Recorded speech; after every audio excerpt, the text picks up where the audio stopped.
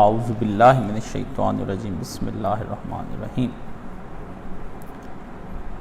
سورہ المائدہ اور آیت نمبر اس کی ہے 6۔ اے لوگو جو ایمان لائے ہو، جب تم نماز کے لیے اٹھو تو چاہیے کہ اپنے منہ اور ہاتھ کہنیوں تک دھو لو، سروں پر ہاتھ پھیر لو اور پاؤں ٹخنوں تک دھو لیا کرو۔ اگر جنابت کی حالت میں ہو تو نہا کر پاک ہو جاؤ۔ اگر بیمار ہو یا سفر کی حالت میں ہو یا تم میں سے کوئی شخص رفع حاجت کر کے آئے یا تم نے عورتوں کو ہاتھ لگایا ہو اور پانی نہ ملے تو پاک مٹی سے کام لو، بس اس پر ہاتھ مار کر اپنے منہ اور ہاتھ پر پھیر لیا کرو۔ اللہ تم پر زندگی کو تنگ نہیں کرنا چاہتا، مگر وہ چاہتا ہے کہ تمہیں پاک کرے اور اپنی نعمت تم پر تمام کر دے، شاید کہ تم شکر گزار بنو۔ یہ جو آیات ہیں، یہ پیچھے آپ نے دیکھا کہ ایک لنک چلا آ رہا ہے کہ اللہ تعالیٰ پاک چیزوں کا بیان کر رہا ہے کہ یہ کھانی ہے، یہ کرنی۔ اب پاکی کی چیزیں بیان ہو رہی مسلمانوں کی نا، حلال اور حرام کی وضاحت۔ ان آیات کا جو پس منظر ہے وہ یہ ہے کہ حضرت عائشہ کہتی ہیں کہ میں نبی علیہ الصلوۃ والسلام کے ساتھ سفر میں تھی، ایک مقام بیدا آیا، وہاں میرا ایک ہار کھو گیا۔ تو وہ مدینے سے ذرا فاصلے پر تھا بیدا، مطلب قریب ہی آ گیا تھا، جیسے آپ پہنچ گئے ہوں، کنڈی بٹیاں پہنچ گئے ہوں، فیصل آباد آپ نے اب آنا ہے تو قریب ہی تھا۔ تو ادھر اللہ کے نبی علیہ الصلوۃ والسلام نے اپنی سواری روک لی اور لوگوں کو کہا کہ عائشہ کا ہار تلاش کریں، قیمتی ہے، دینا ہے، کسی کسی لیا انہوں نے۔ تو نبی علیہ الصلوۃ والسلام نا میرے پاس بیٹھے بیٹھے سو گئے، تو آپ علیہ الصلوۃ والسلام نے اپنا سر مبارک سیدہ عائشہ صدیقہ رضی اللہ تعالیٰ عنہ کی گود میں رکھ لیا اور آرام فرمانے لگے۔ تو کہتی اتنے میں میرے والد صاحب حضرت ابوبکر صدیق آ گئے اور وہ مجھ سے نا ناراض ہونے لگے، یعنی انہوں نے مجھے گھورا، بگڑنے لگے، بلکہ انہوں نے اپنے پاؤں کی یہ ٹھوکر سے ان کے پیٹ پہ دوکنا مارے بھی، کچوکے بھی لگائے کہ تیری وجہ سے یہاں مصیبت بن گئی ہے، تو ہم سارے یہاں بیٹھے ہوئے ہیں، ہار تیرا ڈھونڈنے کی لوگوں نے باہر باتیں شروع کر دی نا۔ تو کہتے ہیں کہ میں نا نبی علیہ الصلوۃ والسلام کی نیند میں خلل اندازی نہیں کرنا چاہتی تھی، اس وجہ سے میں ہلی نہیں۔ تکلیف تو مجھے ہوئی ابا جی کے مارنے پہ، لیکن میں ہلی نہیں۔ میں نے کہا حضور سو رہے ہیں؟ تو جب حضور جاگے تو اس وقت تک نماز کا وقت ہو گیا تھا، تو اس مقام پر پانی کی تلاش کی گئی آس پاس، تو کوئی پانی نہ ملا۔ جب وہ پانی نہ ملا تو لوگ پریشان ہوئے، اللہ کے نبی سے بات کی کہ پانی یہاں نہیں ہے، نماز کا وقت بھی اب قریب تھا۔ تو اتنے میں نبی علیہ الصلوۃ والسلام پر وحی نازل ہو گئی۔ تو وہ جو ہے وحی جو ہے وہ نازل ہوئی، اور نازل یہ آیات ہوئی، اللہ پاک نے اس کے بارے میں ہوئی۔ تو حضرت اسید بن حضیر جو تھے، انہوں نے جب اس نبی علیہ الصلوۃ والسلام سے وحی کا سنا تو اس نے باآواز بلند حضرت ابوبکر صدیق کی طرف اور حضرت عائشہ صدیقہ کی طرف، کیونکہ وہ ادھر ہی تھے، یہ آواز لگائی کہ آل ابی بکر خوش ہو جاؤ، اللہ نے تم لوگوں کے لیے جو ہے نا برکت یہ احکامات اتارے ہیں، تو تم لوگ تو دنیا والوں کے لیے برکت ہی بن گئے، یعنی تمہارا ہار گم ہونا تھا تو وہ دیکھو وہ تمہاری وجہ بنی، جس سے یہ کتنی پیاری آیات اتر گئیں۔ تو یہ نبی علیہ الصلوۃ والسلام نے وہ حضرت اس کا پس منظر آیات کا یہ ہے کہ اللہ پاک نے جب کوئی مشکل وقت آتا تھا تو اللہ پاک اس کے مطابق آیات اتار دیتے تھے۔ یہ اس طرح مشکل وقت آنے پہ بات یاد کرانی یا بتانی جو ہوتی ہے نا، یہ زیادہ افیکٹو ہوتی ہے۔ عام حصے میں آپ رو رہے ہوں، چلا رہے ہوں کسی مصیبت میں، تو میں تنبیہ کر دوں، اچانک وہاں آپ کو میں کہہ دوں نا کہ یار نہیں، صبر بنتا ہے، تو وہ بندے کو لگتا ہے کہ یار یہ اچانک ابھی کسی نے مجھے کوئی مسئلہ بتایا ہے، وہ یاد بھی رہ جاتی ہے بندے کو بات نا موقع پر۔ تو موقع پر جب کوئی اس طرح کا کوئی ضرورت پڑتی تھی تو اللہ تعالیٰ یہ آیات اس طرح اتار دیتے تھے۔ اب اس کے اندر میں نے آپ کو اصل میں جو 2-3 چیزیں میں نے آپ کو بتانی ہیں، آیات کی تشریح اپنی جگہ پر ہوگی، لیکن وضو کیا چیز ہے اور غسل کیا چیز ہے، پانی کتنی قیمتی چیز ہے، انسان کی ناپاکی کیا چیز ہے اور انسان کی پاکیزگی کیا چیز ہے۔ اللہ تعالیٰ نے پچھلی جتنی دنیا کے اندر آپ قوم میں دیکھ لیں، ان کے اندر نہانا، کپڑے پہننے، ان کے جو مذہبی لوگ تھے وہ گندے مندے رہتے تھے۔ شریعت اسلامیہ نے اس پہ بڑی پکڑ کی ہے۔ راہب جو تھے وہ کئی سال نہیں نہاتے تھے، اور اگر آپ چرچ آف انگلینڈ کی یہ تاریخ پڑھیں، اور خود انگلینڈ کی ایک ملکہ 50 سال نہائی ہی نہیں۔ پیرس کے پرفیوم کیوں مشہور ہیں؟ کہ جسم سے بدبو بہت زیادہ آتی تھی، جس کے نتیجے میں اس بدبو کو دبانے کے لیے فاسٹ پرفیومز جو ہیں وہ بنائے گئے ہیں۔ تو ان کی پوری عیسائیت کی طریق گندی ہے۔ ہندو جوگیوں کی دیکھ لیں، وہ کئی 50 سال 10 سال نہاتے ہی نہیں تھے، اور سکھوں کے ہاں دیکھ لیں کہ جسم سے صفائی کا کوئی نظام نہیں ہے ان کے پاس، اور بھی دیگر مذاہب جو ہیں ان کے اندر کوئی نہانا دھونا کوئی بات نہیں سمجھی جاتی۔ وہ سمجھتے ہیں نہا لیا، نہیں نہائے نہ نہائے۔ اور آپ دیکھ لیں یورپ کے اندر وہ ٹب میں نہاتے ہیں، ٹب کے اندر بیٹھ کر نہاتے ہیں۔ ٹھیک ہے، ہمارے نبی سے ٹب کے اندر بیٹھنے کی صرف ایک روایت آئی ہے، اور وہ بھی آپ علیہ السلام جب آخری وقت آپ کا تھا تو بیمار ہو گئے آپ، تو بخار کو ٹھنڈا کرنے کے لیے حضور کو ایک حوض بنایا انہوں نے، وہ لوہے کا کڑایا جو تھا اس کے اندر حضور کو بٹھایا، اور آپ کے اوپر مشقیں پانی کی ڈالی ہیں آپ کے جسم کو ٹھنڈا کرنے کے لیے۔ ورنہ نبی علیہ السلام ٹب سے پانی لے کر نہاتے تھے۔ ٹھیک ہے نا، ایک ہاتھ سے پانی لیتے جاتے تھے اور نہاتے جاتے تھے، ہاتھ پہلے دھو لینا، پاک صاف کر لینا اور نہا لیتے تھے۔ اسی طرح مطلب آپ کے پاس ایک پیالہ ہوتا تھا 2.5 سیر کا پانی، تو حضور علیہ السلام اس پانی سے نہا لیتے تھے۔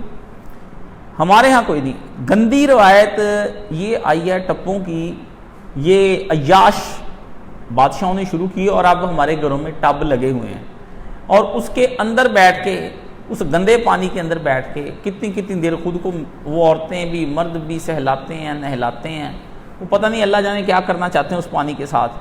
ٹھیک ہے نا، تو وہ کوئی نہیں ہے۔ اسلام میں الگ ہو کے اپنے آپ کو پاک کرتے جاؤ، پانی استعمال کرو، یہ پاکیزگی کی انتہا ہے۔ آج بھی آپ دیکھیں گے کہ یورپ کے لوگ نہانے میں کوئی اس قدر اچھے نہیں ہیں۔ ابھی بھی جو لوگ وہاں جاتے ہیں وہ بتاتے ہیں ان کے جسموں سے بدبو آتی ہے، خصوصاً یہ میرے بہت سے دوست ایسے جو ٹیکسی چلاتے ہیں وہاں پہ، وہ مجھے ان کی حالات اور ان کی جو باتیں جب بتاتے ہیں کہ کس طرح وہ گندگی میں اندر ہی پیشاب کر لیتے ہیں، اندر ہی پخانہ کھڑے کر لیتے ہیں وہ، تو اس حالت میں ان کو سیٹرڈے نائٹ کو ان کو اٹھایا جاتا ہے، اور زیادہ منی پے کر کے وہ لوگ ان کو ان کے گھروں میں پھینکتے ہیں، اور اس کے بعد کہتے ہیں کہ ہم اپنی ان گاڑیوں کو پھر دھلواتے ہیں۔ ٹھیک ہے نا، یعنی ایک گندی تہذیب۔ اس کے اندر اسلام یہ چاہتا ہے کہ جہاں آپ کا باطن صاف ہے نا، وہاں آپ کا ظاہر بھی صاف ہونا چاہیے۔ نبی علیہ السلام نے اچھا نہیں پسند نہیں کیا کوئی آدمی بدبودار جسم کے ساتھ مسجد میں داخل ہو، یہ شریعت اسلامیہ کو پسند نہیں ہے۔ تو آپ جانتے ہیں کہ جن کے منہ سے بدبو آتی ہے، جن کی بغلوں سے بدبو آتی ہے، جن کے جسم سے بو آتی ہے، یا جو حلال چیزیں بدبودار ہیں وہ کھا کر جو آتے ہیں، حضور نے اس سے بھی منع فرما دیا ہے کہ تم لوگ مسجد میں نہ آؤ۔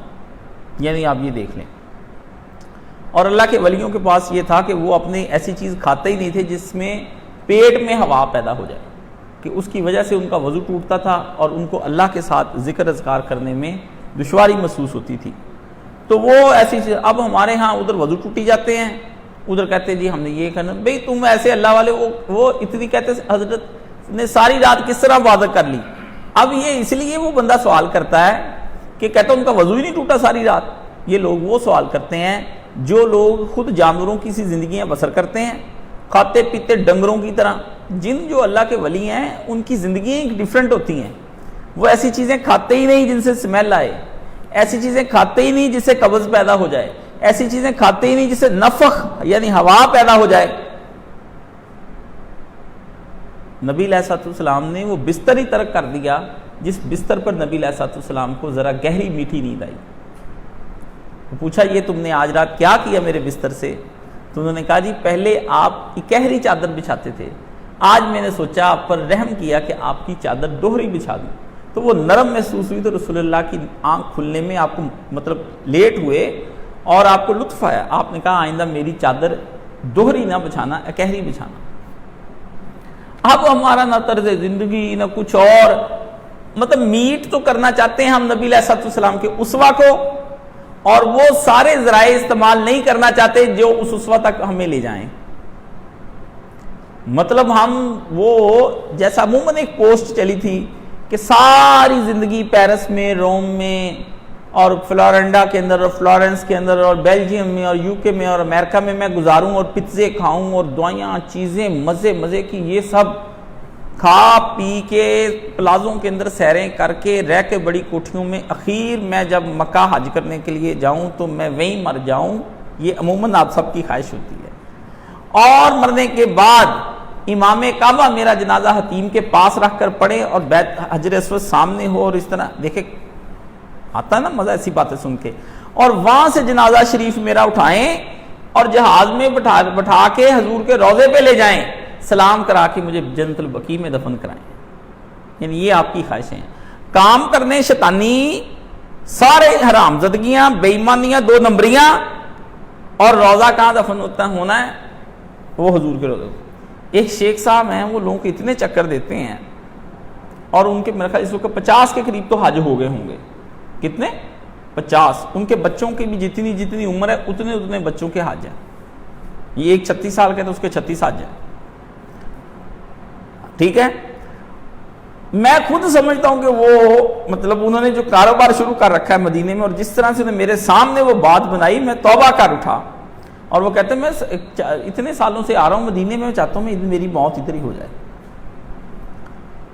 تو میرے دل میں پہلے یہ خیال آیا کہ ان کا اچھا ہی ہے کہ مدینے میں دفن ہو جائے, لیکن اس کے بعد میں نے سوچا بھی وہ دفن کیوں نہیں ہو رہے اتنے سالوں سے. ٹھیک ہے نا, مطلب یہ ہماری زندگی ہے. ہماری یہ جو نیک لوگ ہوتے ہیں ان کی زندگی, ان کے شب و روز بالکل الگ ہوتے ہیں.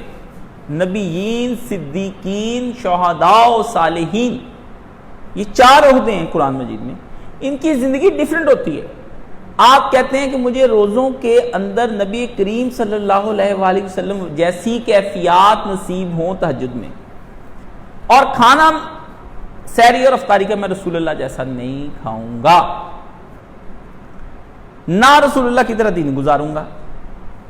میں نے اپنے آپ کو مشغول روزوں کہ نماز روزہ کیا, بعد میں مشغولیت وہی اختیار کرنی ہے جو میری عام دنوں کی روٹین ہے. اور اثرات کون سے مانگنے ہیں؟ وہ نبی علیہ السلام. یہ ناممکن ہے. یہ آپ اپنے آپ کو فریب دیتے ہیں, میں بھی اپنے آپ کو فریب دیتا ہوں. ہم اپنے آپ کو دھوکہ دیتے ہیں. نفس کا دھوکہ اتنا اچھا دھوکہ ہوتا ہے, اتنا لذیذ دھوکہ ہوتا ہے, اتنا مزے کا دھوکہ ہوتا ہے کہ وہ ایک ہے غالباً فیض کا یا عدم کا ہے کہ خود فریبی سی خود فریبی ہے, پاس کے ڈھول بھی ہمیں سہانے لگے. وہ ایک غزل ہے نا, لوگ اپنے ہی دیے جلانے لگے. ٹھیک ہے, داغ دل ہم کو یاد آنے لگے. اس کا یہ ہے کہ خود فریبی سی خود فریبی ہے, پاس کے ڈھول بھی ہمیں سہانے لگے.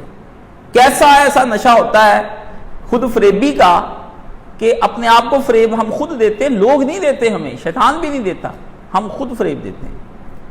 اس لیے یہ پاکیزگیاں اختیار کرنا, ہر وقت باوضو رہنا, آپ کو گناہوں سے روکتا ہے. ہر وقت باوضو رہنا, آپ جھوٹ بولتے بولتے رک جاتے ہیں, بے ایمانی کرتے کرتے اگر نہیں رکتے تو پھر وہ وضو نہیں ہے, پھر آپ نے وضو نہیں کیا, وہ وضو آپ نے نہیں کیا.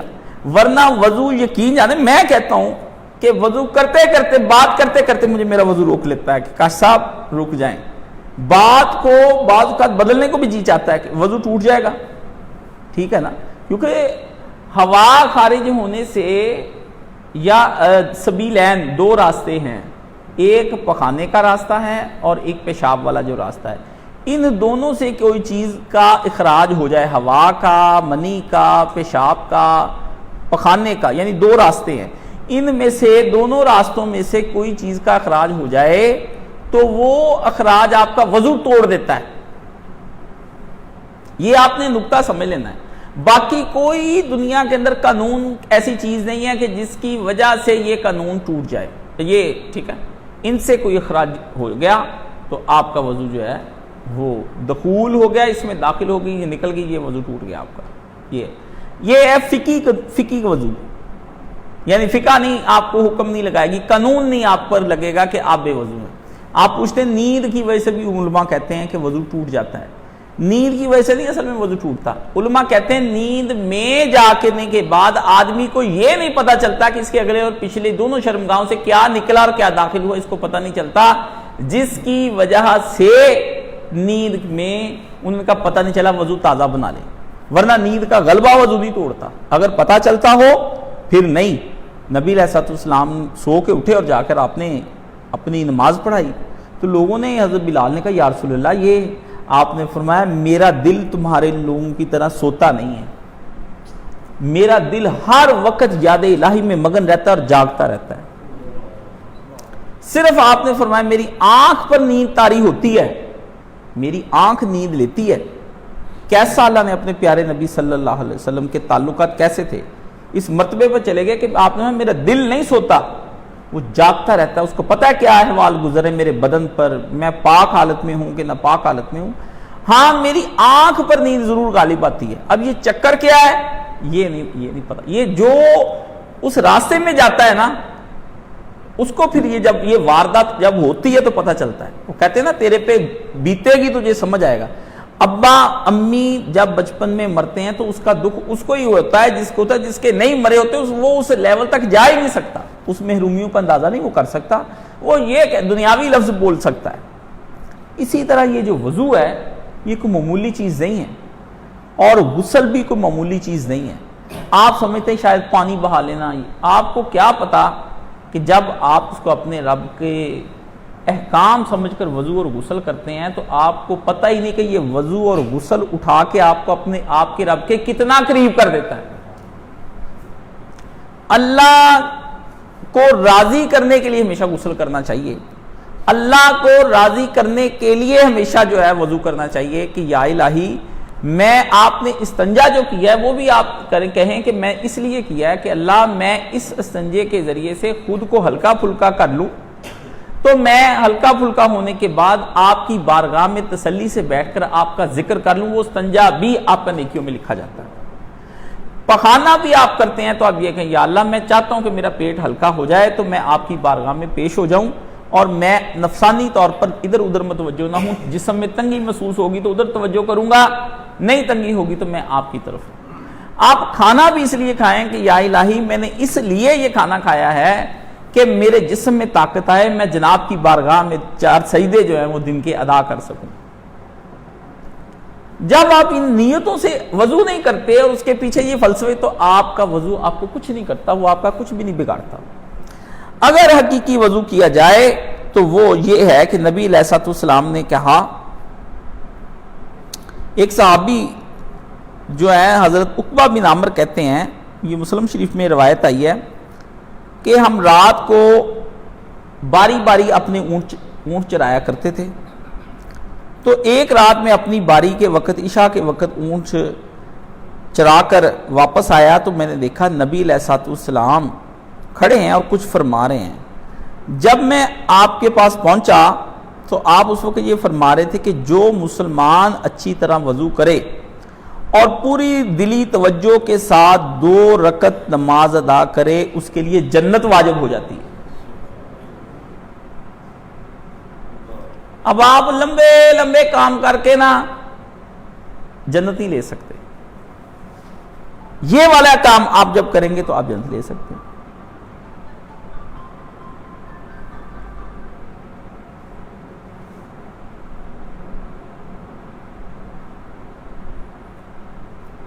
مجھے لگتا ہے اسلم کو یہ آرڈر جاری کرنے پڑیں گے کہ باہر ایک ہتھوڑی رکھنی ہے اور ایک رکھنا ہے موبائل. جس کا تو ہو بند اس کو تو دے گزرنے، جس کا نہ بند ہو وہ توڑ کے تو اس کو بھی باہر ہی نکال دے. جمعہ بھی اس طرح ڈسٹرب کرتے ہیں.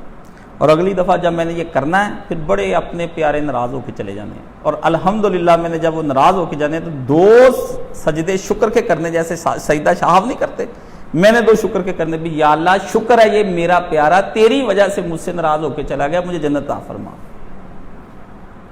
سخت جملے سن کے نا اس طرح کیا کریں. واللہ ہی میں تو اپنی بات میں اپنے والد کو آج تک نہیں بولنے دیا. میں پوری توجہ سے ان کی سنتا ہوں، پھر میں کہتا ہوں اب آپ میری سنیں گے.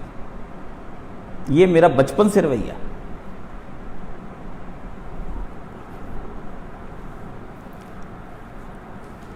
تو صحابی کہتے جب میں نے یہ سرکار سے حدیث سنی کہ دو وضو کیا دلی توجہ کے ساتھ، اب میں آپ کو توجہ بتاؤں گا کیا ہے، اور اس کے بعد پڑھی نماز دلی توجہ کے ساتھ، فرمایا جنت واجب ہو گئی. کہتے میں نے کہا واہ واہ واہ کیا ہی بات سرکار آپ نے کر دی.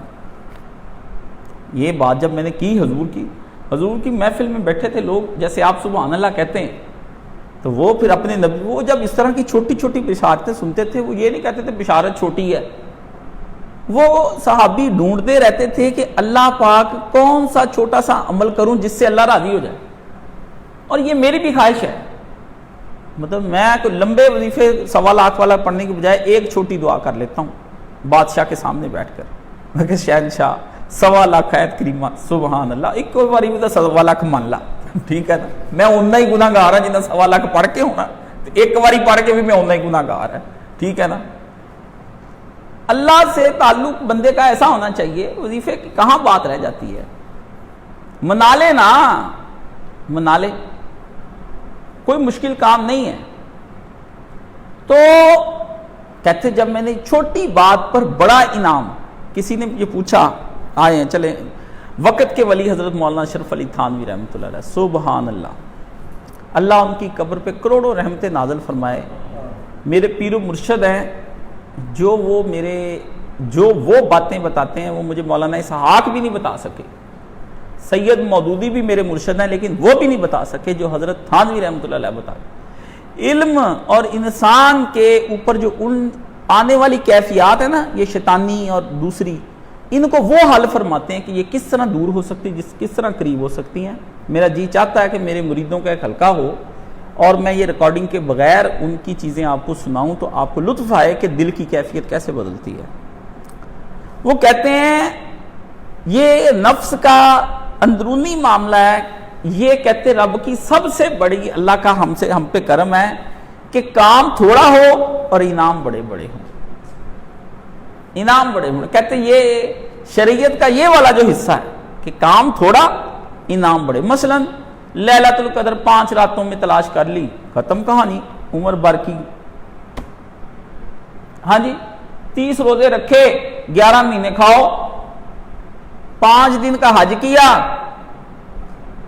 ایسے جیسے ماں کے پیٹ سے نکل آئے. چھوٹی بشارتیں، مومن لوگ جو ہوتے ہیں وہ چھوٹی چھوٹی بشارتیں ڈھونڈتے پھرتے ہیں.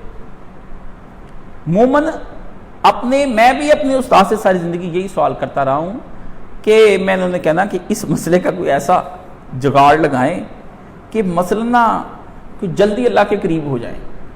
میں نے کہنا کہ مجھے مسئلے پہ عمل نہ کرنا پڑے اور میرا کام بن جائے.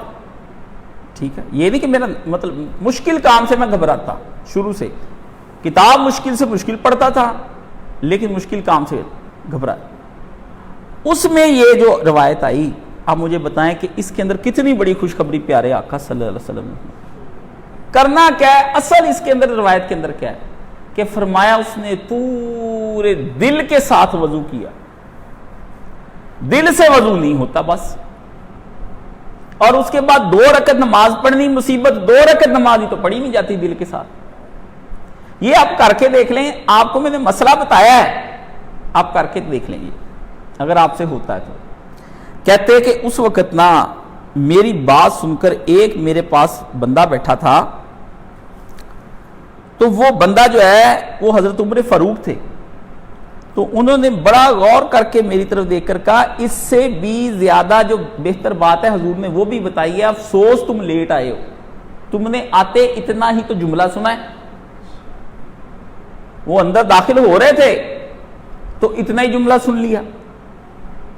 ٹھیک ہے، انہوں نے کہا نبی علیہ الصلوۃ والسلام تمہارے آنے سے پہلے فرما رہے تھے کہ جس شخص نے نہایت عمدگی اور اچھائی سے وضو کیا اور پھر کہے کہ اشہد ان لا الہ الا اللہ و اشہد ان محمدن عبدہ ورسولہ، اس کے لیے جنت کے 8 دروازے کھل جاتے ہیں، جس میں سے وہ چاہے گا وہ داخل ہو جائے گا۔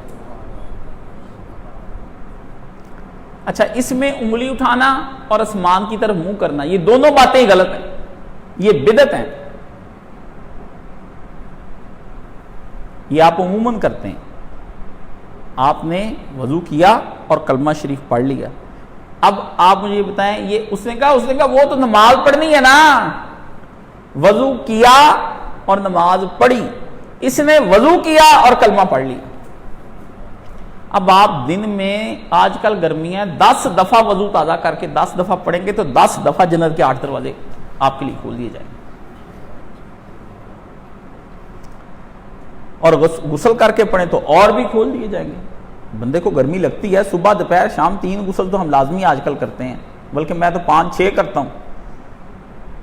تہجد صبح پڑھی نہیں جاتی بغیر غسل کے، وہ ٹھنڈا ٹھنڈا پانی اوپر ڈالیں پھر ایس فٹ ہو کے، کیونکہ رات کو جسم کے اندر سے انزائم چیزیں گندی نکلتی ہیں، فاسد مادے نکل رہے ہوتے ہیں، تو وہ گرمی کی وجہ سے، تو آپ جب نہاتے ہیں، نہا کے فریش ہو جاتے ہیں، اس کے بعد ہلکی سی اچھی والی خوشبو لگا کے، تو چاہے آپ ایک کرتا بھی نہ آپ نے پہنا ہو، صرف آپ کے کم سے کم جو ہے نا تہمد اور شلوار ہونی چاہیے، جو آپ کے ادھر سے نچلا گھٹنا اوپر سے ناف کے اوپر کا حصہ یہ ڈھکا ہو، اسی کے ساتھ بھی آپ کہیں اللہ کی بارگاہ میں مظلوم بن کے کھڑے ہو کے اگر یہ پڑھیں کہ یا اللہ دیکھ لے، اب تو کپڑے بھی پورے نہیں پہنے ہوئے، اتنا فقیر ہوں تیرے سامنے، تو یہ بھی ایک پڑھنے کا ایک اپنا مزہ ہے۔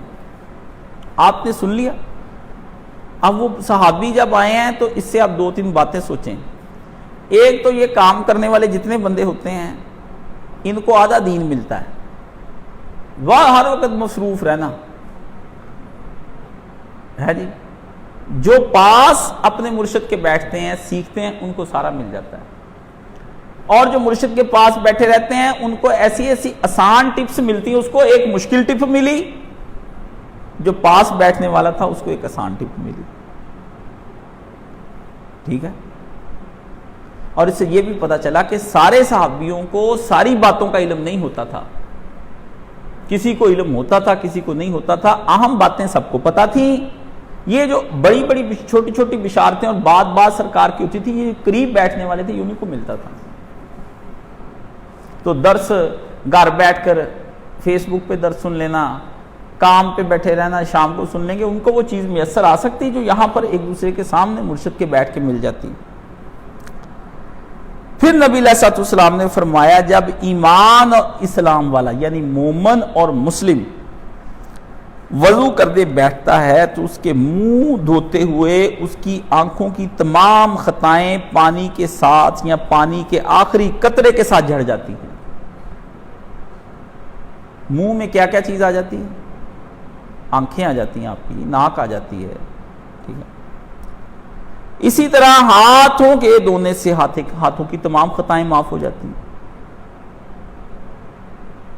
اور اسی طرح پاؤں کے دھونے سے آدمی کی تمام خطائیں پاؤں والی بھی معاف ہو جاتی ہیں۔ پاؤں کے ساتھ گناہ کرنے کے لیے جاتا ہے، ہاتھوں کے ساتھ پکڑتا کرتا لکھتا لکھاتا ہے، ڈائریاں بناتا ہے، 2 نمبر کام کرتا ہے، ٹک ٹک ٹک ٹک ٹک، یہ والا انگوٹھا یہ رکھ کے اس کے اوپر تھوڑی مار کے ختم کر دیں، جنت میں چلے جائیں گے آپ۔ ایک ہاتھ سے اس طرح کرتے ہیں، ایک ہاتھ سے، اللہ ہی جانے، میں تو 10 منٹ سوچتا رہتا ہوں بھی میں نے اس میسج کا جواب دینا کیا۔ اخیر میں نے وہ ایک ان سے کہا کہ مجھے وہ ڈاؤن لوڈ کر دو، وہ بولے تو لکھ دیتی ٹک ٹک ٹک ٹک کر کے۔ یہ تو بڑا ہمت ہے ان کی، اس طرح ٹک ٹک مک ٹک کاف نون لام نام پھر تیار۔ اور عجیب بات ہے، بات کر ہی رہے ہوتے میسج پہنچ بھی جاتا ہے، سبحان اللہ۔ انگوٹھوں سے بھی نکل جاتے ہیں گناہ، وہ جو ایسے ایسے کیا ہوتا ہے نا، پر یہ اس طرح نہیں ہے کہ کری جاؤ تے روزانہ انگوٹھے تو ہی جاؤ، ایسے نہیں بات بننی۔ یہ وہ ہے کہ جو پھر سوچتا ہے۔ فرمایا آپ نے کہ وضو آدھا ایمان ہے، کیا فرمایا؟ وضو آدھا ایمان ہے۔ تو نبی کریم صلی اللہ علیہ وآلہ وسلم نے اتنی چیزیں جو ہیں وہ وضو کے بارے میں آپ علیہ الصلوۃ والسلام نے بتائی ہیں، اور آدمی جو رات کو ساری رات وضو کر کے اپنے بستر میں سو جاتا ہے، یہ کلمہ شریف پڑھے اور اس کے بعد بستر میں جا کر سو جائے، ایک فرشتہ اس کے بستر میں گھس جاتا ہے، کیا کر جاتا ہے؟ اور وہ ساری رات اس کے لیے دعائیں کرتا ہے کہ یا اللہ، جیسے ماں نہیں کرتی بچے کے لیے دعائیں، ہاتھ پھیرتا رہتا ہے کہ یا اللہ اس کو بخش لے میرے اللہ۔ آپ سو رہے ہیں، آپ سو رہے ہیں، فرشتہ دعائیں کر رہا ہے اور آپ کے ساتھ بستر میں سو رہا ہے۔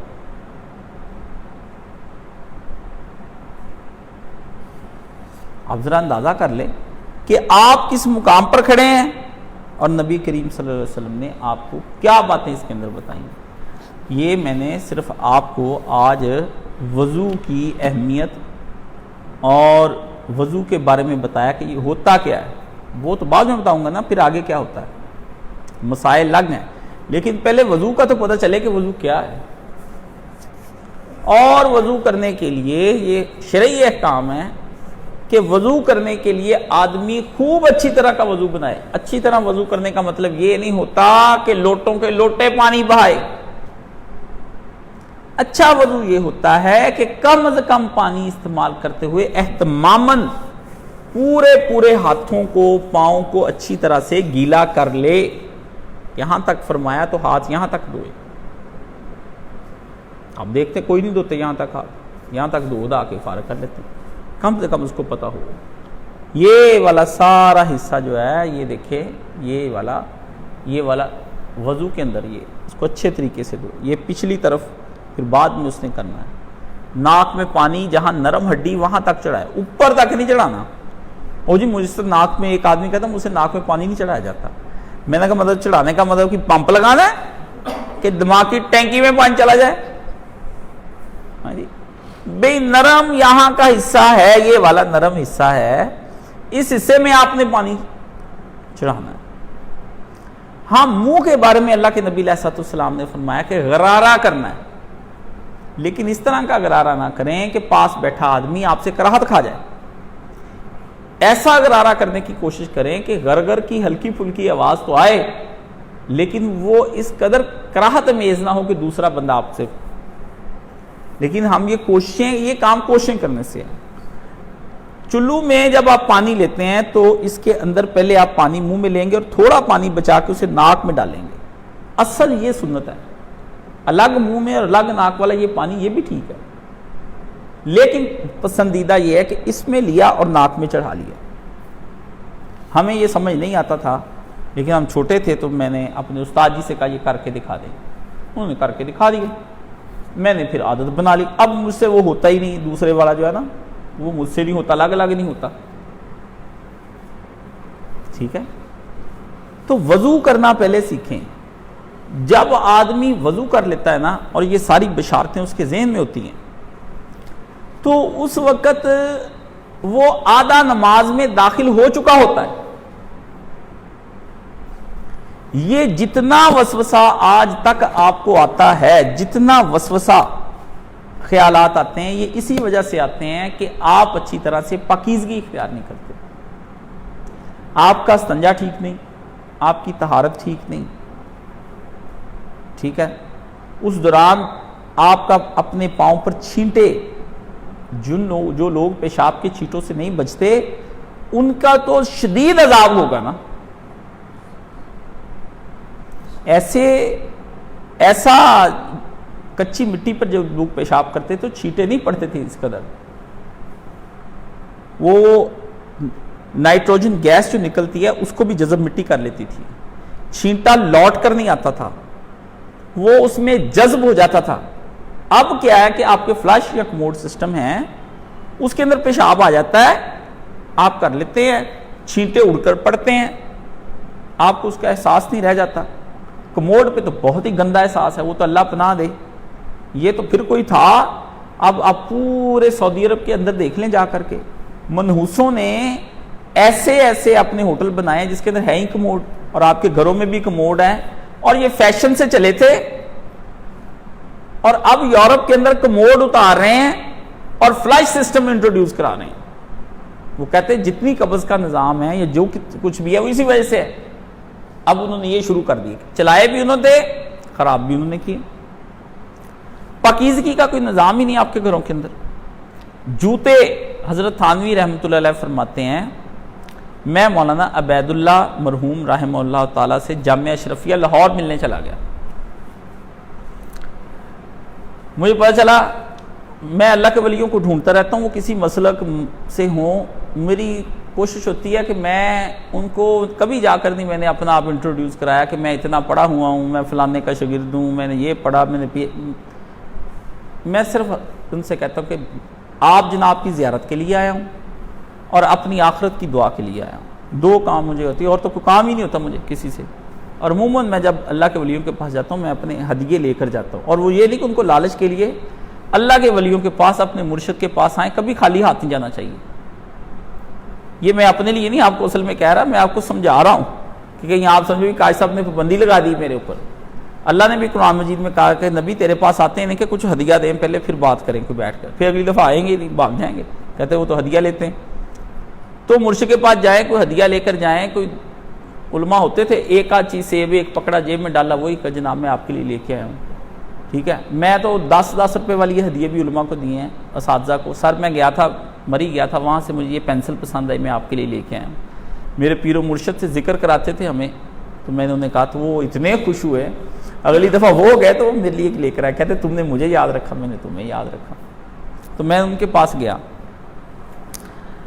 تو بڑی متبرک شخصیت، نسائی شریف اپنے سامنے رکھی ہوئی، انہوں نے سفید رنگ، ان کا نور پھوٹے ان کے چہرے سے۔ تو میں نے اس وقت میں اپنی پینٹ شرٹ میں تھا، تو چونکہ مجھے ادھر ہی رستے میں پتا چلا کہ ایک اللہ کے ولی، میں ادھر سے ہی اپنے سارے کام چھوڑ کر ادھر کو نکل گیا، یعنی اہتماماً جاؤں تو کپڑے بدل لیتا ہوں میں کہ سر پہ ٹوپی، کوئی چیزیں، بعد اب حاضر ہونا چاہیے اپنے مرشدوں کے پاس۔ اب تو بے ادبی کی انتہا ہو گئی نا، ٹوپیاں غائب، رومال غائب، سب کچھ ہی غائب ہو گیا۔ تو میں سوچ میں پڑ گیا، میں نے کہا کیا کروں، تو میں تو یہاں سے گزر رہا ہوں، پھر اگر موقع نہ ملا، میں مر گیا تو کوئی چلو حسن خاتمہ کی دعا کرا جائیں۔ تو مجھے ان کے بارے میں، وہ ایک بندہ ساتھ میرا جا رہا تھا، اس نے مجھے بتایا کہ وہ یہیں پر تو ہیں۔ میں وہاں گیا ان کے پاس، میں نے کچھ کھانے کی باہر سے مٹھائی چیزیں وغیرہ خریدی، پھول لیے میں نے ان کے لیے، چیزیں لے کر میں نے ان کے خادم سے کہا، میں نے کہا انہیں کہیں صرف مجھے 10 منٹ کے لیے زیارت کا موقع دیں، میں اس سے زیادہ قیمتی وقت نہیں لوں گا۔ میں ان کے پاس گیا، تو آپ کو پتہ ہے ایسے آدمی کے پاس جانے کے بعد اگر اس کے پاس کچھ مطلب وہ بھی کچھ ہو اور آپ کے اندر بھی کچھ ہو، تو ایک بندے کے اندر وفور جذبات ہو جاتے ہیں، بندہ نا جذبات سے بھر جاتا ہے، نیک جذبات سے۔ تو میرے ہاتھ پاؤں جذبات سے بھر گئے، تو ان کے چہرے کی طرف دیکھ کر میری نا مطلب رکت طاری ہوگی ان میں۔ تو میں نے ان کو دیکھا، میں نے کہا پتہ نہیں، ان سے میں نے سلام لیا، بات کی، بیٹھ گیا۔ میں نے کہا حضرت مجھ سے اب کچھ سمجھ نہیں آتی کہ میں آپ سے بات کیسے کروں، اور اس میں نے نا مطلب چونکہ اچھے پیرائے میں اچھی اردو بول کے میں نے ان سے 10 منٹ بات کی، تو اس کے بعد نا وہ چپ سے ہو گئی یوں کر کے۔ پھر انہوں نے مجھ سے بات کی، میں نے ان سے بات کرنے کے بعد میں نے کہا اگر میں کبھی آنا چاہوں دوبارہ تو پھر کبھی آپ مجھے اجازت دیں گے۔ انہوں نے مجھے کچھ بات بتائی کہ ایسے نہیں، ایسے آیا جاتا ہے، ایسے۔ خیر میں نے ان سے کہا ویسے ایک بات آپ سے میں کہوں، وہ اب نا میں آ گیا اپنی ٹون پر، وہ جو رہی نہیں جاتی۔ انہوں نے کہا جی فرمائیے۔ میں نے کہا مجھے آپ کی باتوں سے حضرت مولانا اشرف علی تھانوی رحمۃ اللہ علیہ کی خوشبو آ رہی ہے۔ مجھے کچھ نہیں پتا تھا ان کے بارے میں، یہی پتا تھا کہ اللہ کے ولی ہیں، بس اتنا پتا۔ کہتے اچھا، کہتے میں بھی کافی دیر سے یہ سوچ رہا تھا کہ تم نے جو الفاظ استعمال کیے ہیں، تم بھی ضرور حضرت اشرف علی تھانوی رحمۃ اللہ علیہ کو پڑھتے ہو، تم سے بھی مجھے یہی خوشبو آ رہی۔ میں نے آگے جواب میں ان سے کہا آپ چلے میں تو پڑھتا ہوں، تو اس وجہ سے تو کہ آپ بھی ان کو پڑھتے؟ کہتے ہیں میں نے پڑھتا نہیں، میں ان کے پاس پڑھتا رہا ہوں۔ جب انہوں نے یہ بات کی تو میں تو بالکل نہال سا نہیں ہو گیا، سرشار سا ہو گیا۔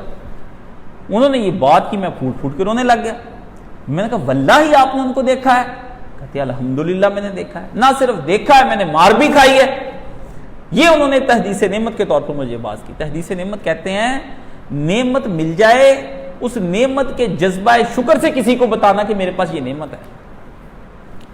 تو انہوں نے کہا تحدیث سے نعمت, انہوں نے جب میں نے کہا بس وہی ایک واقعہ سنا دیں اور اس کے بعد میں آپ سے خوش ہو جاؤں گا. میں کہوں گا اللہ مجھے اس آدمی نے مجھے رحمت سے اپنی جھولی سے بہت کچھ دے دیا. آنے لگے, میں جامعہ اشرفیہ لاہور جنہوں نے بنایا مفتی ولی حسن صاحب, وہ ان کے بیٹے تھے. کہتے ہیں میرے ابا مولانا اشرف علی تھانوی رحمۃ اللہ کے خلیفہ تھے, مجھے پتا تھی یہ بات کہ وہ ان کے خلیفہ. اچھا, میں نے کہا ٹھیک ہے. کہنے لگے میں حضرت تھانوی رحمۃ اللہ کے پاس ہی ہم رہتے تھے. میں حضرت تھانوی کے پاس, میں وہ بچہ ہوں کہ میں نے 8 سال کا جو درس نظامی ہوتا ہے اس کے اندر سبجیکٹس ہوتے ہیں, جیسے سائنس وغیرہ آپ کے ہاں ہر کلاس میں ہوتے ہیں. ہر کتاب, ہر سبجیکٹ کا آغاز میں نے حضرت تھانوی رحمۃ اللہ علیہ نے اپنے پاس بٹھا کر مجھے شروع کرایا. میں نے کہا سبحان اللہ, ایک اور مل گیا. کہنے لگے کہ ایک دفعہ نا میں تمہیں بات بتاتا ہوں اور مزے کی بتاتا ہوں, اور اس کے بعد تم چلے جاؤ گے اور پھر مجھے تنگ نہیں کرو گے اور زیادہ دیر نہیں بیٹھو گے کیونکہ میں تھک گیا. میں نے کہا جی ٹھیک ہے. میں نے کہا یہ وعدہ رہا, پر بات مزے کی ہونی چاہیے. انہوں نے کہا بات بڑی مزے کی ہوگی. میں نے کہا چلے ٹھیک ہے, ورنہ میں نے کہا مزہ نہ ہے, پھر میں ایک اور سنوں گا آپ سے بات. وہ ہنس پڑے, کہتے بہت تم تیز ہو. تو میں نے ان سے بات کی. میں نے کہا چلیں بتائیں. انہوں نے کہا میں حضرت تھانوی کے پاس بیٹھتا تھا. ایک دن میں نے حضرت تھانوی کے پاس سے مطلب نماز کا وقت ہوا, تھوڑی دیر کے بعد کہتے میں ان کے کمرے میں داخل ہوا تو وہ اپنی خانقاہ میں اپنے جہاں وہ بیٹھتے تھے وہاں پر وہ کھڑے اور غصے کی حالت میں تھے, اور انہوں نے ایک رکھی میری گردن پر. تو کہتے میں رو پڑا اور اس میں بھاگ جاؤ یہاں سے. تو میں چلا گیا. میں نے جا کے ابا کو بتایا, حضرت تھانوی کی میری تو آپ کی تو میں بڑی عزت کرتا ہوں, ان کے ہاں کون بیٹھ سکتا تھا. اتنی سختی تھی کہ مولانا ابو الحسن علی ندوی بھاگ گئے تھے ان کی خانقاہ سے. اتنے سخت اصول تھے ان کی خانقاہ میں, بولنا حرام ہی تھا سمجھ لو. تو وہ کہتے میں رو پڑا. ابا جی نے سمجھ لیا ابھی کوئی کام غلط ہو گیا, لڑکے کو جو مار پڑی. نماز پڑھی ظہر عصر کے بعد. کہتے میں حضرت کی بارگاہ میں, حضرت نے مجھے بلایا اپنے خادم کو بھیج کر کے, عبید اللہ کو بلاؤ. بیٹوں کی طرح وہ چاہتے تھے, ان کے اپنے اولاد نہیں تھی حضرت تھانوی کے. 2 بیویاں تھیں, لوگوں کو تعویذ دیتے تھے تو بچہ ہو جاتا تھا, انڈا لکھ کے دیتے, اپنے ہاں ان کے کوئی اولاد نہیں تھی. تو کہتے میں گیا, میں نے حضرت تھانوی کی بارگاہ میں پہنچا تو آپ نے مجھے بلایا. میں بیٹا تم نے جو جوتا میرا پہنا تھا اور تم پیشاب کے لیے چلے گئے تھے نماز سے پہلے, میرے بیٹے وہ میرا جوتا بیت الخلاء والا جوتا نہیں ہے, وہ وضو کر کے پہن کر مسجد جانے والا جوتا ہے. تم یہ جوتا لے گئے جس کے نتیجے میں یہ جوتا جو ہے, تم بچے تھے, تم نے پیشاب کیا ہوگا, اس کی چھینٹیں اڑی اور وہ میرا جوتا جو ہے ناپاک ہونے کا مجھے شک پڑ گیا. اور مجھے غصہ آیا کہ یار میری برسوں سے میرا جوتا میرا کبھی کسی نے استعمال نہیں کیا. جوتا استعمال کرنے پر بات نہیں, تم وضو والا جوتا وضو میں, اور جو بیت الخلاء والا جوتا تھا وہ میرا تم لگ رکھتے. حضرت تھانوی نے بیت الخلاء والا جوتا لگ رکھا تھا. آپ لوگ تو آپ ماڈرن بنے ہیں نا, باہر ایک جوتا رکھ لیتے ہیں ورنہ پھرتے تھے اسی طرح ہی. علماء شروع سے یہ احتیاط کرتے چلے آ رہے ہیں کہ ایسا جوتا بھی نہ ہو. پیشاب کے چھینٹوں سے میں نے آپ کو بات سنائی ہے. یہ تو اتنا اہتمام تھا. 84 سال عمر پائی, 83 سال, اور 1500 کتابیں لکھی حضرت تھانوی نے.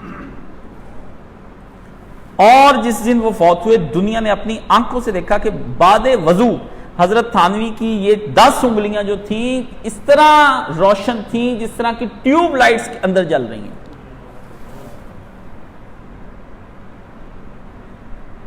تو کہتے جب انہوں نے مجھے بلایا تو مجھے کہا تم نے یہ غلطی کی. تو کہتے جب مجھے بلایا تو میرے ابا رونے لگ گئے کہ اب تو خانقاہ سے نکلنے کا حکم, کیونکہ حضرت تھانوی 1 سیکنڈ نہیں لگاتے تھے. کتنا ہی پیارا ہو, کتنا ہی بڑے مرتبے کا, 1 سیکنڈ نہیں آپ تشریف لے جائیے, اور اس کے بعد پھر اس سے ملتے نہیں تھے.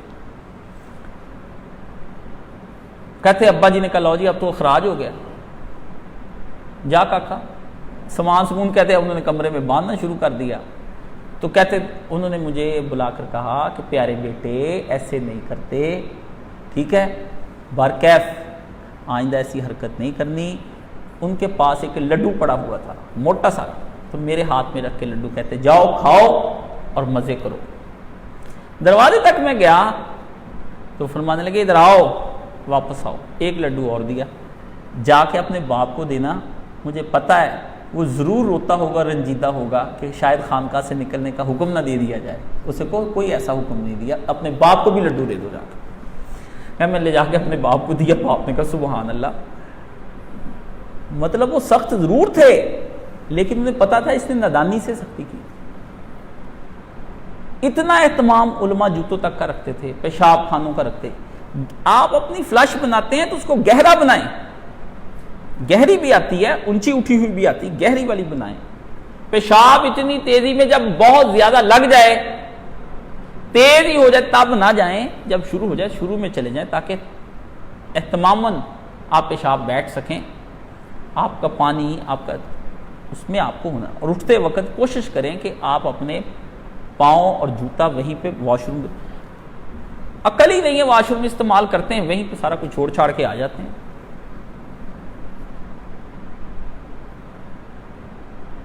ٹھیک ہے, یہ آپ کا ہونا چاہیے.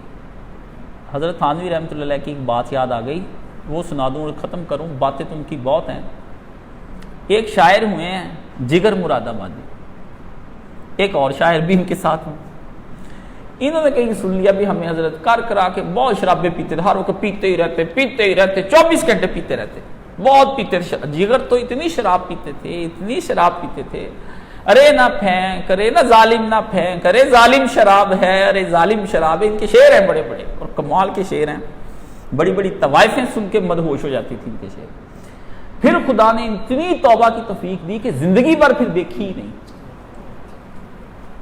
توبہ بھی پھر ایسے کی کہ آپ کو میں بتا نہیں سکتا جس طرح کی توبہ. اور پھر اللہ کی یاد میں اور نبی کی شان میں وہ شعر پڑھے کہ دنیا سننے کے لیے آئی کہ جگر آج رسول اللہ کی شان میں شعر پڑھیں گے.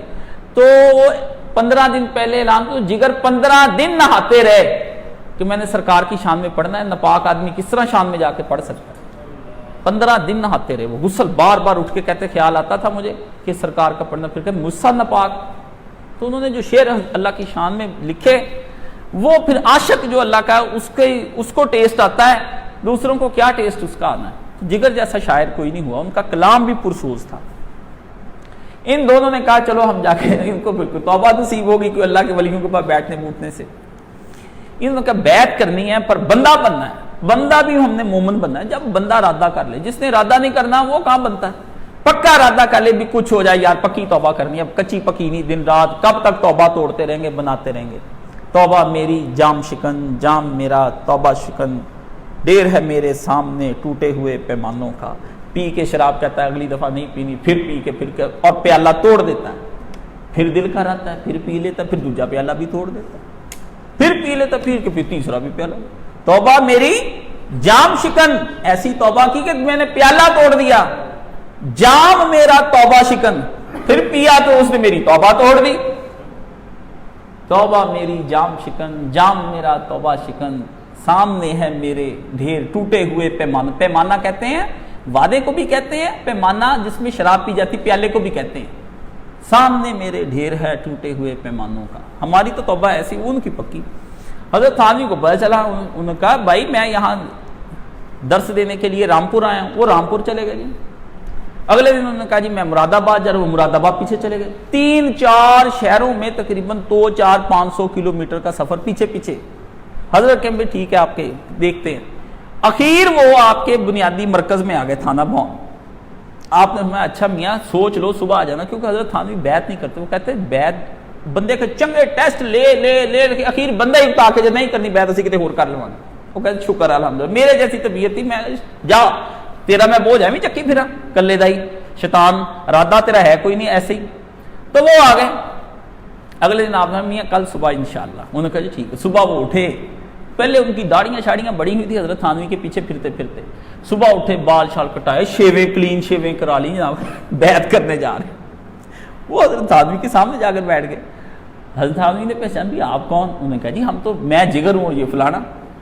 انہوں نے کہا بھی رات تو, انہوں نے کہا جی ہم نے کہا دل بھی صاف تے چہرہ بھی صاف. ٹھیک ہے, اللہ اکبر. حضرت تھانوی نے کہا اللہ اللہ. انہوں نے کہا تم سچے بندے ہو, تم کو بیعت کرنا بنتا ہے, تم نے بہانہ نہیں بنایا, تم نے اپنے آپ کو یہ کہا کہ اس طرح ہی شاید ہمیں اللہ اس طرح ہم صاف ستھرے ہوں گے تو قبول کرے گا, تمہارے دل میں بات آئی, تم نے مجھے بتا دی, آؤ میرے ہاتھ پر دونوں بیعت. لوگوں نے دیکھا کہ مرشد تھانوی بن داڑھی والوں کی بیعت لے رہے ہیں.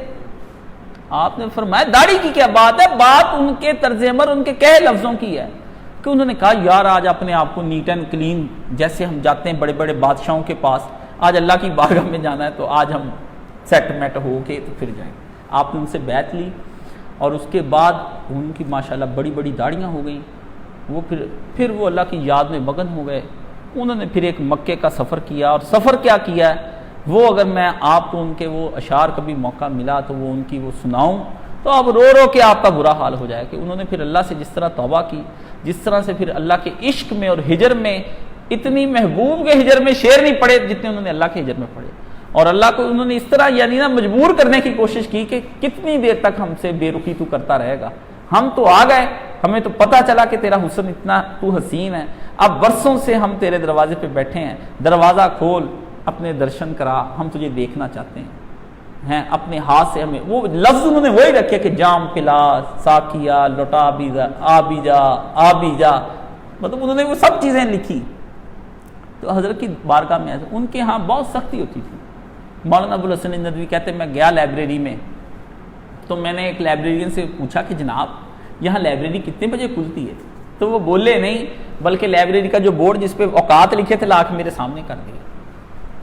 کہتے ہیں میں بڑا شرمندہ ہوا, اٹھ گیا, آگے دیکھا ایک استاد جی بچے کو پڑھا رہے ہیں, بلیک بورڈ پاس ہے, تو میں جا کے بچے کا پاس استاد جی کا سبق سننے لگ گیا. استاد جی نے کتاب بند کی, ادھر رکھی, بلیک بورڈ پہ لکھا کہ بچوں کے پاس بیٹھ کر پڑھنا منع, سننا منع ہے. کہتے اسی تو 2 دن ہی رہے تھے. ان کے ہاں کوئی آدمی نہیں بول سکتا. 9 بجے رات دروازہ بند ہو جاتا تھا. مولانا حسین احمد مدنی رحمۃ اللہ علیہ 2 کروڑ لوگ ان کے مرید اس زمانے میں, دیوبند کے ابوالکلام آزاد, نہرو, گاندھی, ان کے آگے پیچھے انگریز پھرتا تھا. رات کو آگے دروازہ نہیں کھولا. رات کو وہ جو باہر چھپر بنا ہوا تھا, جیسے ہمارے ہاں کوئی چھپر سا بنا ہوا ہو دروازے کے باہر, ادھر انہوں نے رات گزاری. صبح 4 بجے دروازہ کھلا تو وہ اندر داخل. وہ کہتے تھے بندہ بننا ہے تو پکی اس لیے آ جاتے لوگ میرے پاس, دین سیکھنا ہے, اچھا آ جانا, کل آ جانا. پھر 8 دن کے بعد وہ مجھے گھر ایک ضروری کام پڑ گیا تھا, دین سیکھنا ہے, اچھا صبح 6 بجے آ جانا, 9 بجے تشریف آ رہے, کیوں رات لیٹ سویا تھا, دین سیکھنا ہے, ہاں جی یہ کتاب پڑھ لو. 15 دن مہینہ مجھے بات ہی نہیں میرے سے کی, 2 مہینے بعد مجھے فون آیا دین سیکھنا ہے. اس لیے میری بھی اللہ دے واسطے میں کہتا ہوں میری جان چھڑ, تو دین سیکھنا تو کسی اور کو سیکھ لے, میرے کو کی سیکھنا ہے, میں تو جاہل ہوں. کوئی ارادہ نہیں ہوتا ہمارا, نہ ہمارا نماز پڑھنے کا کوئی ارادہ ہوتا ہے, نہ ہمارا دل ہی کرتا ہے, جان چھڑا رہے ہوتے ہیں, اذان مصیبت ہونی شروع, اللہ اکبر, یار ایک مولوی چپ نہیں کر دے, اٹھ کے وضو, جس نے بوجھ سمجھنا ہے اس نے کیا پھر وضو کرنا ہے, اور کیا 8 دروازے کھلنے ہیں, کیا وضو وسوسہ.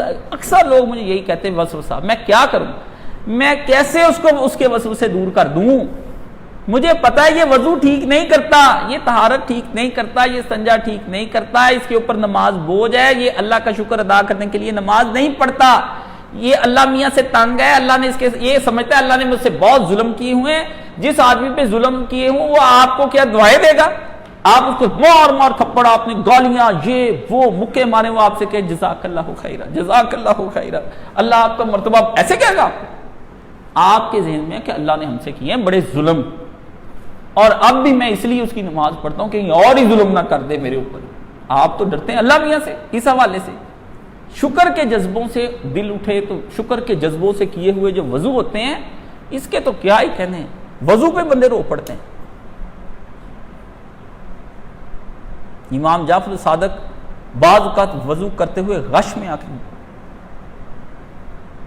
لوگ اٹھاتے, آپ سے پوچھتے حضرت آپ کو غش کیوں آ گیا, فرمایا دل میں خیال آیا کہ اس وضو کے بعد کس کے پاس جا کر تم کھڑا ہونے والا ہے. تو وضو پہ مجھ پہ لرزہ طاری ہو گیا، یہاں اور گڑ گڑ گڑ گڑ گڑ تھو فلانا ٹمکانا ناک فلانی نٹھے آ رہے نماز کے لیے. حضور نے کہا کیا ہے؟ گزر گئی رکھتے ہیں، اب بھاگنے کا شوق ہے، پہلے آج تھا بھاگ گیا تو ڈھگڑا دھڑ دھڑ رستے میں باتیں کر رہے ہوتے ہیں، ہو جی چوجی کیا حال ہے فلانا ٹمکانا، باتیں لاداری میں چپ کر کے تالا لگا کے نماز پڑھنے کے لیے. سوچو تو صحیح. یہ اس لیے آج میں نے صرف آپ کو وضو سمجھایا. اور مصیبت کی بات یہ ہے، آپ دیکھیں کاشف صاحب نے 1.5-2 گھنٹے لگا کے سمجھایا، ابھی تھوڑی دیر بعد ایک میسج آئے گا، السلام علیکم کاشف صاحب مجھے اسلامی طریقے سے وضو کرنا سکھا دیں. ابھی آئے گا.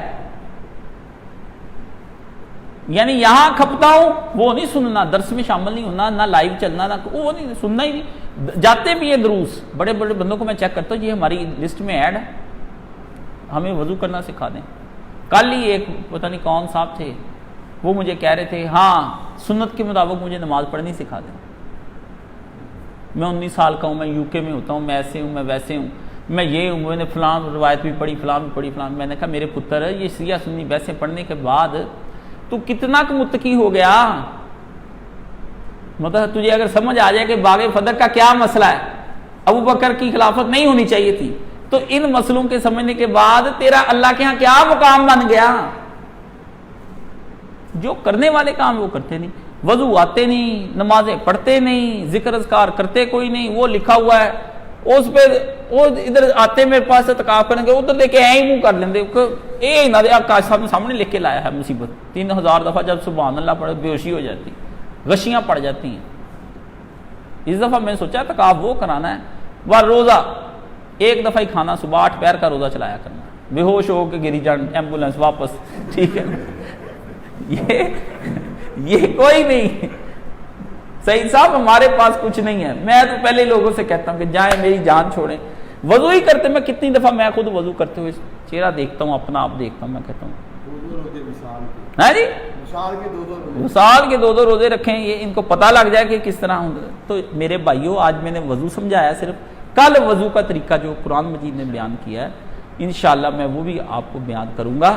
پہلے آج صرف میں نے وضو بتایا ہے کہ نماز پڑھنے کے لیے وضو کا کرنا، اور اس کے بعد 2 رکعتیں پڑھنی، اور اس کے ساتھ وضو کرتے ہی دوسرا کلمہ باواز بلند، نہ ہاتھ اٹھانا ہے، انگلی اٹھانی ہے، نہ آسمان کی طرف منہ کرنا ہے. دونوں بدعتیں ہیں، نہیں کرنی ہے آپ نے. سمجھ گئے؟ آپ نے یہ دونوں کام نہیں. اللہ نے کیا، اللہ کے نبی نے کیا اس کے لیے بشارت دی؟ اس کے لیے جنت واجب ہو گئی. جس کے لیے وضو پہ جنت واجب ہو گئی، وہ جب آ کر نماز ادا کرے گا تو وہ کس مقام پر کھڑا ہو جائے گا؟ سمجھ گئے؟ نماز ہی مسئلہ ہے. ساری یہ جتنے آپ کو درس دیتے ہیں نماز کے لیے تو ہم دے رہے ہیں. پھنس گئے ہم، کیا کریں؟ میں تو خود وہ سارا دن بات ختم کریں حضرت گنگوئی رحمۃ اللہ علیہ کے پاس، حضرت اشرف علی تھانوی یہی چلے گئے اپنے پیر کے پاس، استاد جی کے پاس. استاد سے کوئی نہیں مبرہ. میں ابھی بھی اپنے استادوں کو ملنے کے لیے سلام کرنے کے لیے جاتا ہوں. استاد استاد ہی ہوتا ہے. میں چاہے PhD کر دوں، استاد جی 5 جماعتیں پڑھیں، استاد جی استاد جی. استاد کی برکت ہی، جیسے ماں باپ کی الگ برکت رب نے رکھی ہے نا. کتنا ماں باپ ان پڑھ ہو، آپ سارے جہان کا علم پڑھ جائیں، پر آپ ماں باپ کی والی برکتیں آپ کے پاس ہی آ سکتی ہیں. استاد کی بھی برکت ہوتی، عزت کرنی چاہیے. تو چلے گئے اپنے حضرت گنگوہی رحمۃ اللہ علیہ کے پاس. اللہ اللہ سبحان اللہ. حضرت گنگوہی فقیہ النفس،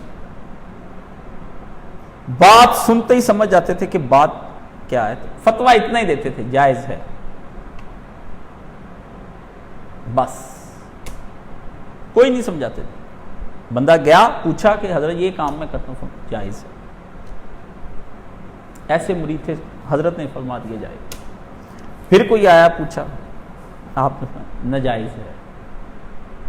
چلا گیا بندہ ناجائز. تو یہ چلے گئے حضرت کے پاس. کہتے میں اور انور شاہ کشمیری رحمۃ اللہ علیہ، انور شاہ کشمیری کا حافظہ اتنا تھا، کہتے سارا دنیا کا علم ختم ہو جائے انور شاہ اپنے حافظے سے دوبارہ لکھ دے گا. اللہ نے اتنا حافظہ دیا. علامہ اقبال بھی ڈرتے تھے ان سے. تو دونوں کہتے مل کے ہم گئے حضرت گنگوہی کو. مولانا کو میں نے سنایا تو مولانا صاحب کہتے واہ واہ واہ. تو انہوں نے کہا بتائیے کیسے تشریف لانا ہوا؟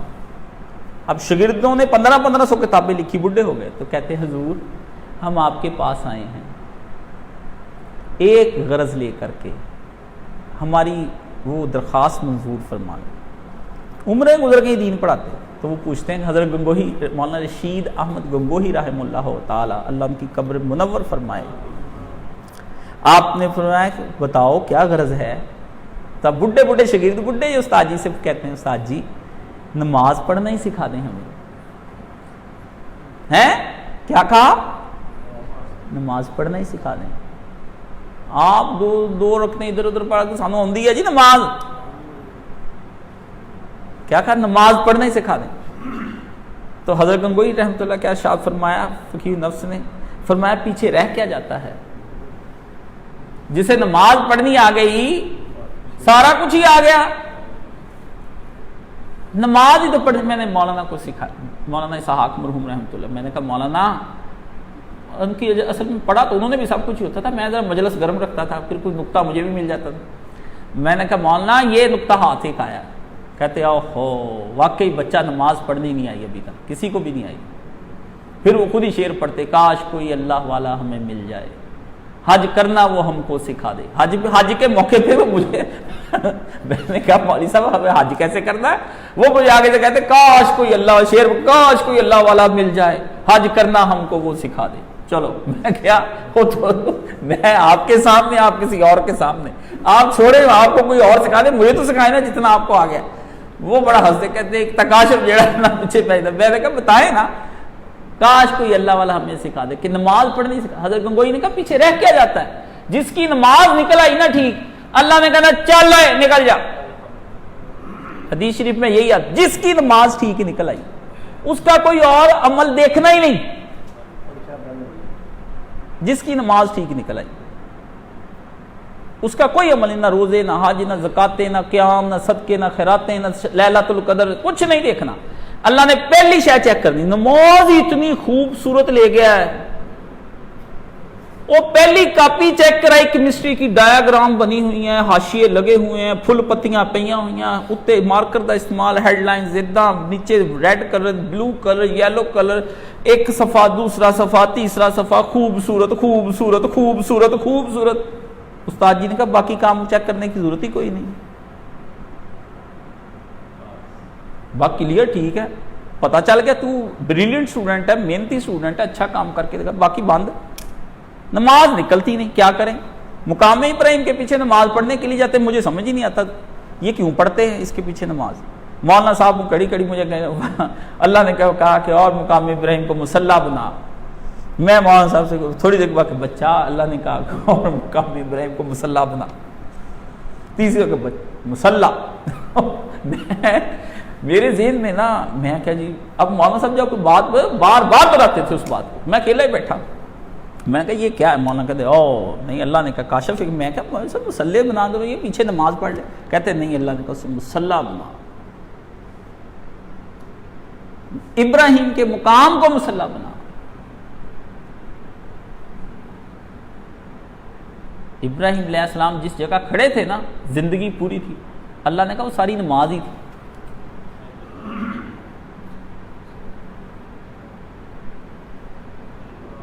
بار بار ایتے پڑے ہوئے, میں تو چپ ہو گیا, حج کر کے پریشان ہو گیا. میں نے کہا اللہ اکبر, پہلے ہی بتا دیے چلو شکر. میں کہا مقام ابراہیم مصلی, آ جاؤ مولانا کٹھے آؤ, تسی بھی بناؤ تو میں بھی بنائیں گے. اب کوئی بیٹھے گا جائے گا, یہ باتیں آپ جا کر, اور لوگ بھی مولانا کے بعد کام کر رہے ہیں, جا کر ان سے پوچھ لیں کبھی آپ کو ایسی کوئی بات بتا. کیوں؟ ہم بیٹھے ہی رہتے تھے. ہم نے تو اپنی دولت بھی گوائی, دنیا کے عہدے بھی گوائے, جوانی بھی سب ادھر ہی بیٹھ گئے تھے. یہی ایک ہی دولت حاصل کی کہ کسی طریقے سے بخش لیے جائیں. بس یہ ایک مجھے ساری زندگی ایک تڑپ رہی ہے کہ بخشش کیسے ہونی, بس یہ بتائیں, چھوڑیں سارے کام ہوتے ہیں, معافی کیسے. تو معافی کا میں نے بتا دیا کہ اللہ نے کہا اگر تو صدقے دل سے وضو کر لے اور اس کے بعد کلمہ پڑھ لے, جنت کے 8 دروازے کھل گئے, اور اگر آ کے دل کے ساتھ 2 رکعتیں پڑھ لی تو تیرے لیے جنت واجب ہوگی. سن لیا آپ نے روایتیں, آج کی روایتوں میں کتنا مزہ تھا, سکون. جو دیکھیں یہ نماز نبی, اللہ نے صرف احکام بتائے ہیں, لیکن نبی نے جو نماز بتائی ہے اس کے شروع میں جو وضو, یہ تو حضور پاک نہ ہوتے اللہ کی قسم یہ مصیبت بن جانی تھی, یہ ہمیں پتہ ہی نہیں چلنا تھا اللہ کیا کر رہا ہے, کہہ رہا ہے. وہ شکر ہے اللہ تیرا لاکھ لاکھ پیارا پیغمبر تو نے صلی اللہ علیہ وآلہ سے ختمی مرتبت خاتم النبیین حضور پاک دے دیے. یقین جانے پتہ نہیں کہاں مجھے سمجھ ہی نہیں آنی تھی. جیسے میں نے حج مولانا کے ساتھ کیا مجھے نہیں سمجھ آنا تھا, بعد میں اگر میں خود بھی ذہن سے کرتا. کیوں؟ ابن تیمیہ نے حج کیا پہلا, وہ آگے اس کو سارا حج غلط ملت ہو گیا, پھر آ کے اس نے دوبارہ پڑھا, چونکہ تجربے سے گزرا, پھر اس کو وہ واقع سمجھ آئے, اس پہ دوبارہ تحقیق کی, پھر جا کے حج کیا کہ یار یہ حج ایسے نہیں ہونا. ہم نے مولانا سے میں نے کہا تھا آپ نے حج مجھے نہ سمجھایا, مجھ سے حج ہونا ہی نہیں تھا, مجھے پتہ ہی نہیں ہونا حج کیا. لیکن اب الحمدللہ ایسا سمجھایا کہ سارے حاجی بڑی بڑی جگہوں پہ حج پڑھاتے ہیں. پیارے آقا دو عالم صلی اللہ علیہ وسلم نہ ہوتے آپ میں یہ اکیلا قرآن مجید پڑھ کے شیطان ہی بن جاتا. میں آپ کو صاف کہتا ہوں, آپ نے اس میں سے اتنی غلطیاں نکالیں. یہ تو حضور ہے, حضور نے کہا کہ آؤ تمہیں میں اللہ کے قریب کر دوں. یہ وضو کی باتیں نبی نہ بتاتے, اور یہ آپ کے قرآن مجید. ایک بندہ کہتا ہے یہ قرآن مجید میں کیوں نہیں لکھی؟ اللہ اللہ اللہ, قرآن مجید میں لکھ دیتا تو پھر نبی کی حیثیت کیا رہ جاتی؟ اللہ نے کہا کچھ ادھر تے کچھ ادھر, سمجھ گئے نا. نبی کی اہمیت بنانے کے لیے کچھ وحیاں نبی کی زبان پہ جاری کر دی جو قرآن کا حصہ نہیں ہے لیکن قرآن کی وضاحت ہے. کہا یہ میرا محبوب ہے, اس سے پوچھو یہ جو حکم ہے اس کے پیچھے بیک گراؤنڈ کیا چل رہی ہے. وضو تم نے کرنے ہیں, بشارتیں وہ سنا رہا ہے. اب آج کے بعد آپ نے مجھ سے یہ پکا وعدہ کرنا ہے کہ آپ نے کم پانی کے ساتھ اہتماماً بیٹھ کے تسلی کے ساتھ پیارا سا وضو بنانا ہے. میں نے ریکارڈ نہیں کر سکے اس زمانے میں نے بتھیرا کہا, مانے نہیں وہ لوگ کہ مولانا کا وضو ریکارڈ کرے ہم, ورنہ میں آپ کو کسی کر کے دکھاؤں. بالکل تھوڑا سا پانی لے کے پیارا وضو, ہر شے گیلی بنے, اس طرح اللہ کو ساتھ ساتھ یاد کرتا جائے, پڑھتا جائے آیتیں کہ اللہ تو پاک کرنے والا ہے. نبی کو بتایا تھا تو میرے ہاتھوں کو پاک کر دے, اب ان کو پاک. ریکویسٹ ساتھ ساتھ کرتا جائے تو کیوں نہیں وہ آدھی نماز ادھر ہی ہو گئی, آدھی ادھر آ کے پڑھے گا ویسے قبول ہو جاتی. تو اللہ تعالیٰ آپ کو اور مجھ کو آیت چھوٹی سی 1.5 گھنٹے کا خطاب آپ اندازہ کر لیں, ٹھیک ہے نا, کتنی چیزیں سمجھانی پڑتی ہیں. وہ جو مجلسیں میں لگاتا ہوں یہی میری روحانی مجلسیں ہیں, قرآن ہی میری روحانی مجلس ہے. ادھر آ جائیں, ان کو سن لیں, کوئی مسئلہ میں نے رہنے نہیں دیا, ٹھیک ہے نا. تو اللہ تعالیٰ جو ہے آپ کو مجھے سب کو ایک اچھا مقبول وضو کرنا سکھا, اور اپنی بارگاہ میں ہمارے وضوؤں کو قبول و منظور فرما لے, اور ہمیں اللہ پاک جو ہے پیارے آقا دو عالم صلی اللہ علیہ وسلم کی طرح کا وضو کرنا سکھا دے, اور حضور کے وضو ہمیں وضو نصیب فرمائے. وہ وضو جس کے ذریعے سے ہمارے گناہ معاف ہو جائیں, وہ وضو جو ہمیں جنت میں لے جائے, وہ وضو جو ہمیں اللہ کے قریب کر دے, وہ وضو جو ہمارے دلوں سے وسوسوں کو نکال دے, وہ وضو جو ہمیں مقبول نماز عطا کرے, وہ وضو جس کے کرنے کے بعد ہمارا ہر قدم جو ہے وہ جنت کی جانب اٹھنے والا قدم لکھ لیا جائے. اللہ ہمارے وضو قبول فرما لے, ہمیں وضو نصیب فرما دے, وہ وضو جو آپ چاہتے ہیں وہ ہمیں عطا فرما. یا اللہ ہماری تمام حاجتوں کو پورا فرما. وصلی اللہ تعالی علی حبیب خیر خلقہ محمد و آلہ و صحبہ اجمعین برحمتک یا ارحم الراحمین, آمین یا رب. کیوں جی ہو گیا وضو؟